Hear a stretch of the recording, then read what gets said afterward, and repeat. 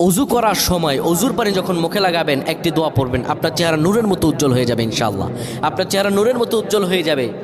চেহারা থেকে ব্রণ, মেস্তা, কালো দাগ সহ যাবতীয় সমস্যাগুলো আল্লাহ তাআলা দূর করে দিবেন এবং আপনার রিজিকে বরকত হবে ইনশাআল্লাহ। আপনার দোয়াগুলো কবুল হয়ে যাবে। অনেকের চেহারা সুন্দর কিন্তু তাকাতে ইচ্ছে করে না, মনে হয় চেহারায় নুন নাই, কিন্তু অনেকের চেহারাই কালো কিন্তু দেখতেও ভালো লাগে। যেমন এই যে বেলাল হাবশি, চেহারা দিকে তাকালেই শান্তির সুবাতাস বয়ে আসতো। সাহাবীরা যার চেহারা দেখে অনেক প্রশংসিত করিয়েছিল এবং যার কলব স্বচ্ছ ছিল। প্রিয় ভাইরা আমার, অজু যখন আপনি করবেন, অজুর পানিতে যখন আপনার চেহারা ভিজাবেন, তখন অজুর পানিতে আপনি এই দোয়াটা 3 বার পরে, দুরূদ শরীফ 3 বার পরে ফু দিবেন।